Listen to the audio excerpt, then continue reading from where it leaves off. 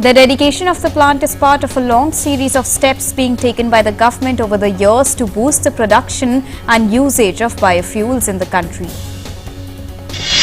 This is in line with Prime Minister's constant endeavour to transform the energy sector into being more affordable, accessible, efficient and sustainable.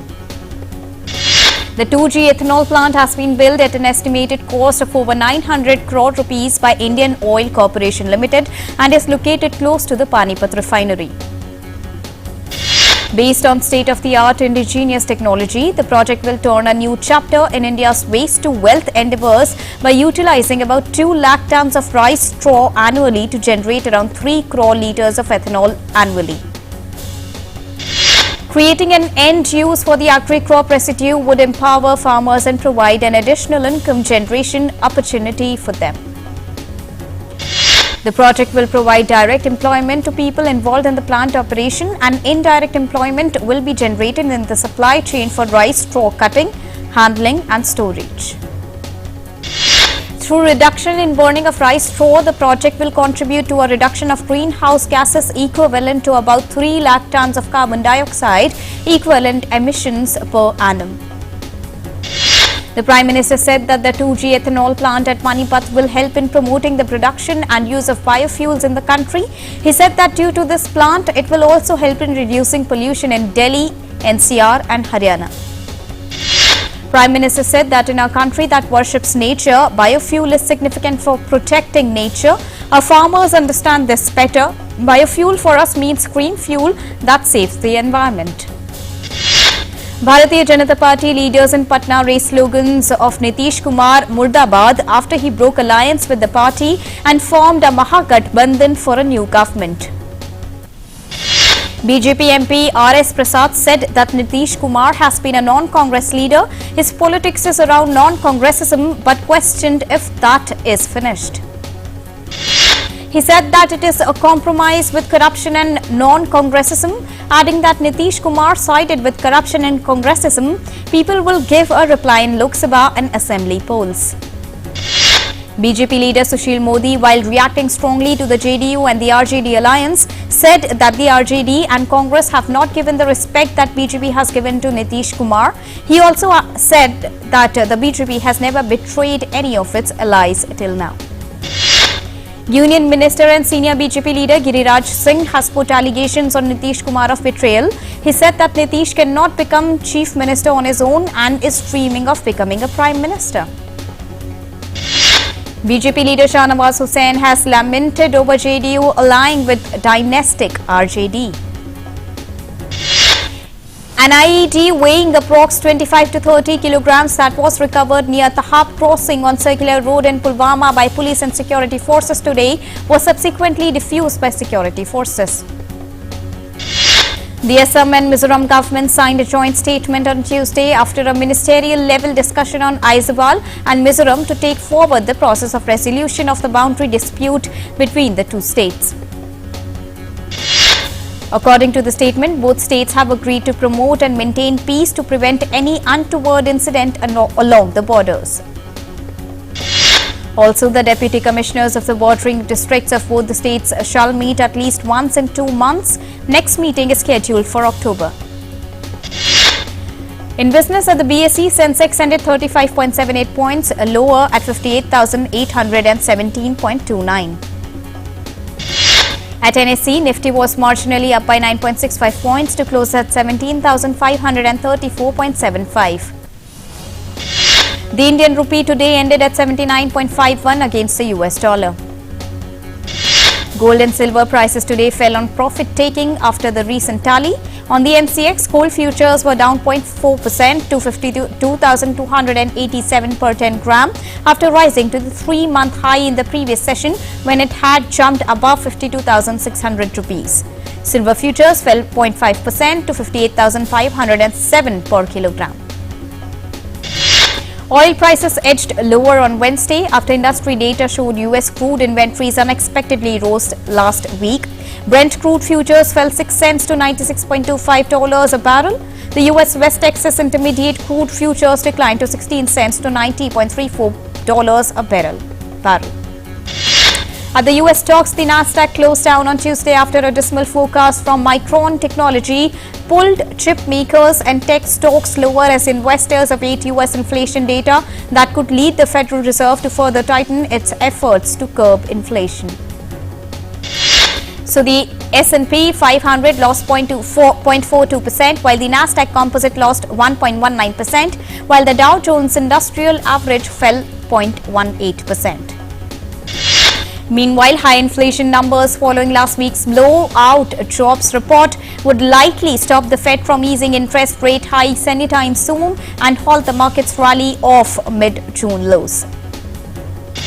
US President Joe Biden on Tuesday signed a landmark bill to provide $52.7 billion in subsidies for the US semiconductor production and research and to boost efforts to make the United States more competitive with China's science and technology efforts.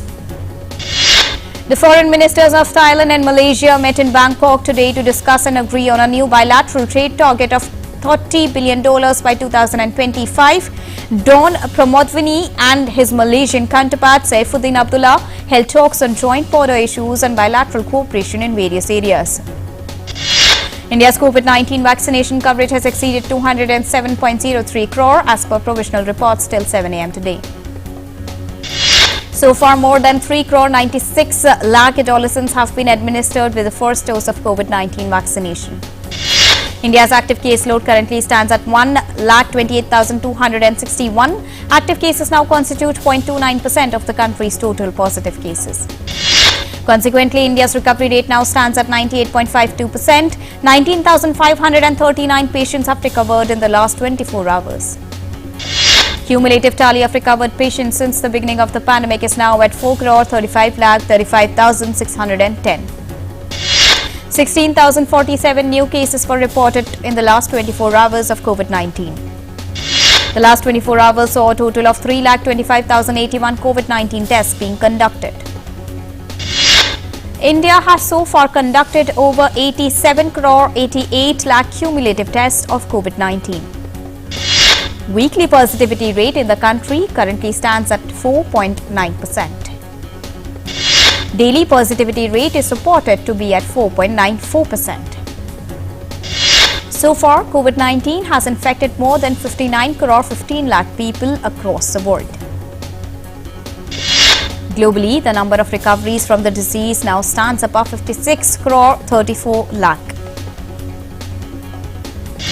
The COVID-19 virus has claimed over 64 lakh 42,000 lives worldwide as of now. The US continues to remain worst affected by registering highest number of COVID cases across the world. The country's COVID-19 cases tally remains above 9 crore 41 lakh. The number of fatalities from the disease have been logged as above 10 lakh 59,000. In Europe, France records the maximum number of cases by reporting more than 3 crore 4 lakh cases.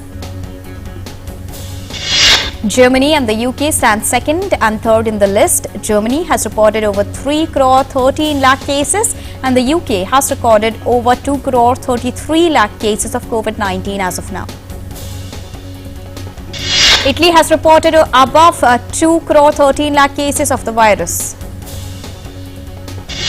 The US drug regulator authorized Bavarian Nordic's Zelenskyy vaccine for emergency use in individuals aged 18 years and older on Tuesday. The vaccine can be administered to the people who are determined to be at high risk of monkeypox infection. According to estimates shared during a briefing by White House Monkeypox Response Coordinator Bob Fenton, up to 2 million doses are available from the 4 lakh remaining as of Tuesday. As the two leading prime ministerial candidates in Britain tour across the country to garner public support, Rishi Sunak and Liz Truss said they would both be willing to serve on other cabinet in the case of a loss. Truss said she would put aside her differences with Sunak because she preferred him to opposition leader Keir Starmer. The Taiwan Affairs Office of the State Council and the State Council Information Office of the People's Republic of China published a white paper titled the Taiwan question and China's reunification in the new era on Wednesday. U.S. Secretary of State Antony Blinken visited Democratic Republic of Congo on Tuesday during his African tour, where he met with its President Felix Tshisekedi. Blinken, in a joint news conference with Democratic Republic of Congo's Foreign Minister Christophe Lutundula, said that Washington was very concerned about what he called credible reports that Rwanda has provided support to M23 rebels in the neighboring Democratic Republic of Congo. White House said on Tuesday that the Justice Department conducts investigations independently. The White House also stated that even President Joe Biden was not informed about the raids at Trump's palace. In U.S.'s southwestern state, New Mexico, the police arrested suspect of fatal shootings of 4 Muslim men in Albuquerque since November in a series of ambush killings. In Cuba, the firefighters have finally contained the worst fire in country's history. The inferno had destroyed 40% of Caribbean island's main fuel storage facility and caused massive blackouts. Mexico continues efforts to rescue 10 miners trapped underground for almost 1 week. Mexico's President Andres Manuel Lopez Obrador said he hopes rescuers will access the mine this week to rescue the miners. In Russian-annexed Crimean Peninsula, at least 1 person was killed and 8 were injured after a Russian air base near seaside resorts was rocked by blast. Ukraine has not claimed responsibility of the attack. In Ukraine's Bucha city, the authorities held burial ceremony for 15 people killed in the ongoing conflict between Russian forces. The 15 bodies were found in Bucha 4 months after Russian withdrawal from the area. Britain's weather service issued an amber extreme heat warning for parts of England and Wales on Tuesday. Water levels in rivers, lakes and reservoirs across Western Europe are running low or even dry as the severest drought in decades dents local tourism, puts stress on drinking water supplies, hampers river freight and threatens crop yields. The Vertical Blue 2022 free diving competition at Teens Blue Hole in the Bahamas resumed with day 7 of action. Arnaud Chiril extends constant weight befins world record yet again. Francis Arnaud Chiril extended his CWTB world record with a dive to 120 meter per 393.7 feet on day 7. U.S. President Joe Biden on Tuesday will sign a bill to provide $52.7 billion in subsidies for the U.S. semiconductor production and also research to boost efforts to make the United States more competitive with China's science and technology efforts. The White House is touting investments that chip companies are making, even though it remains unclear when the U.S. Commerce Department will write rules for reviewing grant awards and how long will it take to underwrite projects. The White House said the bill's passage was spurring new chip investments. It noted that Qualcomm had agreed to buy an additional $4.2 billion in semiconductor chips from GlobalFoundries' New York factory, bringing its total commitment to $7.4 billion in purchases through 2028. The White House also said Micron was announcing a $40 billion investment in memory chip manufacturing, which would boost the U.S. market share from 2% to 10%. A London-based startup wants to help you step into the metaverse with your real face instead of the cartoon-like avatars of today's metaverse and video games. Lume Rhythmicum, a spin-off from Imperial College of London, has developed artificial intelligence-powered software. Ukrainian President Volodymyr Zelensky, who's been fighting a Russian invasion since the 24th of February, is now an action figure, and thanks to Kickstarter campaign by Brooklyn product design company FC Troy. The Kickstarter drive, launched less than 2 weeks ago, hit its $30,000 funding goal in 3 hours and has raked in over $120,000. For every figure sold, $1 goes to Ukraine in the campaign, which ends this Friday. A 6-inch tall clay prototype of the Zelenskyy action figure molded by Seattle artist Mike Leavitt will be mass-produced in plastic in China. It is expected to ship by March next year. In Mexico, indigenous people from across the country gathered in Zocalo to mark International Indigenous Peoples Day. Members of the Otomi, Mazahua and Triqui groups dressed in traditional garments walked through the city's iconic Paseo de la Reforma Avenue for the occasion.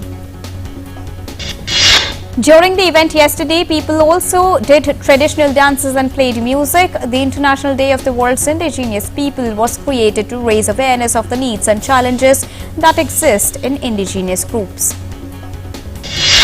Dozens of books are on display in what is now a makeshift library in the heart of Baghdad, where protesters can spend their free time reading during the ongoing 2-week sit-in at the Iraqi parliament. The open-ended sit-in started after Shiite Iraqi cleric Muqtada al-Sadr commanded his followers to storm Baghdad's heavily secured Green Zone and occupy parliament. Inflatable models of the Sun, Earth, the Moon and the Mars glow at night at a planetarium in the Czech Republic in a festival of the planets. The structures, each with a diameter of 10 meters, surprised visitors coming in. Johan Roos, a slack liner, edged his way over the busiest river in the Netherlands to accomplish one of the steepest and longest urban slack line walks ever attempted. It took him 49 minutes crossing the river Maas in Rotterdam on a slack line no wider than a postage stamp. In the southeastern U.S. state of South Carolina, a group of baby turtles were spotted moving from their nest at a beach. The footage was filmed by a local wildfire volunteer group, Folly Beach Turtle Watch Program, who described it as a surprise emergence in a Facebook post. About 4,000 beagles are looking for their forever homes after animal rescue organizations such as the Humane Society of the United States starting removing the dogs from a facility in Virginia which bred them to be sold to laboratories for animal experimentation. Today is the day when we celebrate the mighty lion via World Lion Day. Lion population has dropped by more than 40% in the last 2 decades. The day also aims to spread awareness of lions and urgent need to strive forward towards their conservation. And news from entertainment world now. The iconic landmarks in Australia's Melbourne turned pink to honour entertainer Olivia Newton-John, who passed away recently. Flinders Street Station and entertainment icons like the Regent Theatre lit up to honour the veteran singer, actress and activist. Sydney's iconic Opera House also lit up pink on Wednesday to honour Australian entertainer Olivia Newton-John. The sails of the Sydney landmark were lit up at sunset to honour the iconic singer, actress and activist who performed at the venue. Thor: Love and Thunder director Taika Waititi is now married. He officially tied the knot with singer-songwriter Rita Ora in London in a private ceremony. While Ora is currently working on a third album, Taika is working on his next project. At the Secret Headquarters premiere, veteran actor Owen Wilson said he enjoyed creating family fun in his new superhero comedy film called The Secret Headquarters. Wilson said the film's crew preferred he show off a dartboard than build up his physique for the role. Secret Headquarters is a story of a young boy who learns his father is superhero after finding his secret headquarters in their home. The film, starring actors Jesse Williams and Michael Pena, will be releasing on US streaming service Paramount Plus on Friday.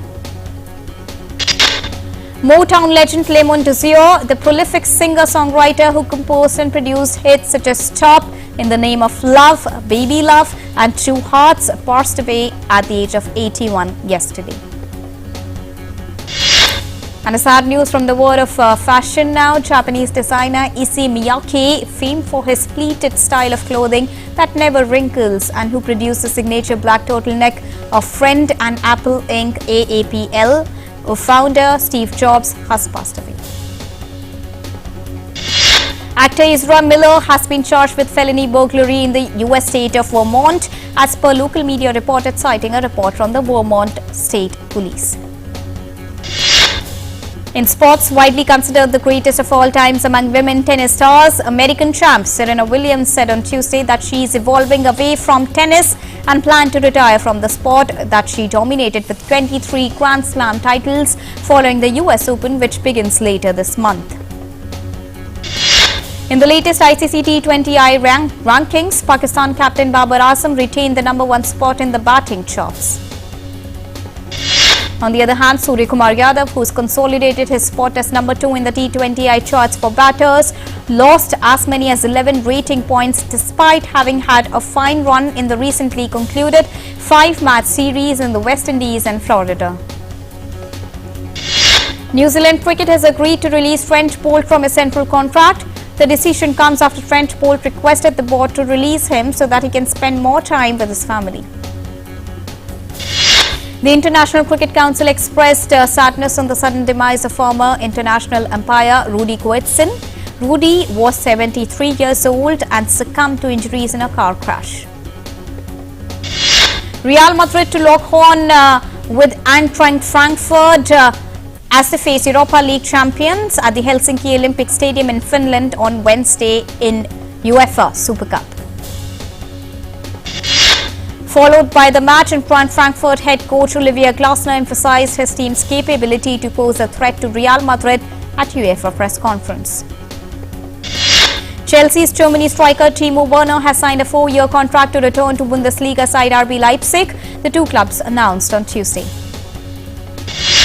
UP Chief Minister Yogi Adityanath said on Wednesday that Uttar Pradesh government will honour 8 sportspersons who've made the state and the country proud by winning medals at Commonwealth Games in Birmingham. And lastly, additional Chief Secretary of UP Government Navneet Sehgal said a cash prize of 1 crore rupees would be given to the gold medalist, 75 lakh rupees to the silver medalist and 50 lakh rupees to the bronze medalist. He also added that all the medalists will also get the rank of a gazetted officer. And with this, it's a wrap in Express News with me, Deepika. But news continues here on DD India. So keep watching and keep tracking. Namaskar.